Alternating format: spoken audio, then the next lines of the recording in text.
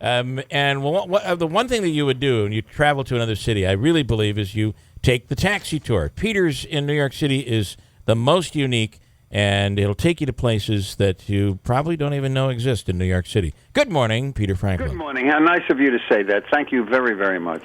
So let's see. Let's start out with bed bugs. New York City bed bugs. What's up?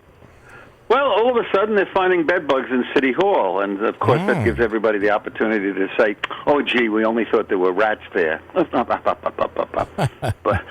it's a problem, and they're going to clean it up, and it's a meaningless story except for the fact that for some reason de Blasio has become a very unpopular person, so any troubles that befall him, even things like little bed bugs, brings delight to the rest of us mean people. You know, Peter, I got to tell you one thing. I really felt that this guy, Derek Jeter, was going to be the special one, the one that really kept his nose clean and eased his way into the Hall of Fame. And now we're finding criminal action out of Derek Jeter. What is going on here? Well, I don't know that you would call it criminal action. It's just getting a ticket. You know, it's not the end of the world. I didn't realize But that. it makes you wonder. I mean, just can you imagine being a cop, stopping a car, and walking over to give a ticket, and there's Derek Jeter or Babe Ruth or Lou Gehrig or Abraham Lincoln sitting there. So I guess the cop, in a way, is to be commended for giving him the ticket, because, I don't know, that sounds like almost a perfect situation where the guy might say, "Whoa, wow, oh, okay, go ahead, but please watch your speed." And the ticket was, it was a boating situation, right, where he was boating in a military restricted area, and he just received a citation. Yeah, he must have run across the first MP, or the only MP on the face of the earth, or Sea Patrol, who didn't know who Derek Jeter was. I'm not recommending you let him go just because he's Derek Jeter, but on many occasions, when I've run into a situation where I'm face-to-face with somebody who is really, really famous, it's like it makes your teeth drop out of your mouth. I remember I once had occasion to have Henry Kissinger in the cab, and when I realized who he was, and I turned around and saw him. It's like, whoa.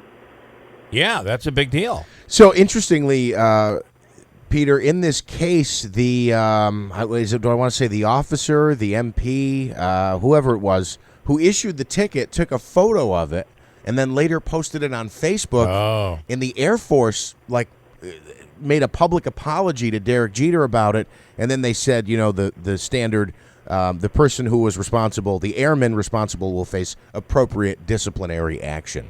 What's your take on on Jose Reyes, Peter? I think he's a bum. Oh, Jose Reyes is the guy that got into a suspension because of a domestic violence situation. But you're going far, and you're calling him a wife beater. Yeah, well, he was. Yeah. I mean, that's it. I mean, it's been established. But the thing that burns me up is the fact that at his first game back in Shea Stadium, he got a standing ovation of 60,000 people.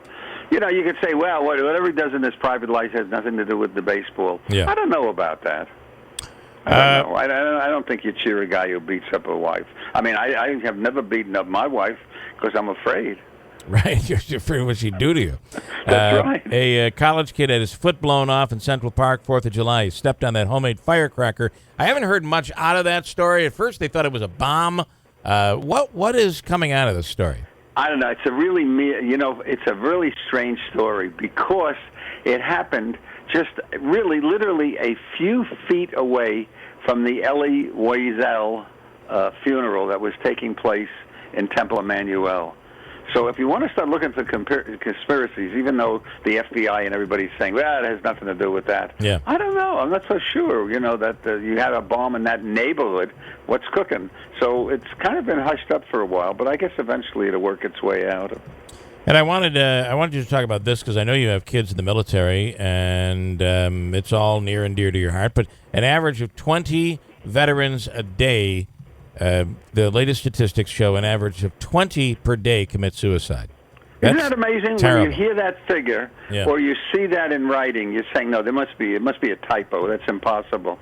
No, it isn't impossible. And I mean, as long as I'm hurling invectives today, I detest the Veterans Administration. I think they do absolutely nothing most of the time. It's a way of stealing money and really not taking care of the veterans. And it's a horrible, horrible problem. And I really wish somebody would take charge. Maybe me, come to think of it. Yeah, you might and be the really man. straighten that thing out. I mean, it's horrible. Those are people that need help in a variety of different ways, and they just get ignored. And, God forbid you have to have a medical appointment at one of the VA places. Right. Boy, you're going to wait forever. I've been told that the VA in Syracuse is actually runs pretty well, and where a lot of these stories across the country where people are these long, terrible waits, these veterans, we haven't really experienced that here, and I hope that's true. But it should be true across the country. It's to be commended, and of course, there's always good things, in every bad situation. So, if what you're saying about the Syracuse facility is good, hats off to them. All right, Peter, it's best tour in New York City. You want to see? You want to see New York? It's Gabby.com. And as always, Peter, thanks. We'll talk to you again next week. Thank you. Bye-bye. Gabby Cabby, Peter Franklin. We'll come back here. Christine has news coming right up. Hold tight. We're up to the top of the hour. WIBX Utica Rome. It is 7 o'clock.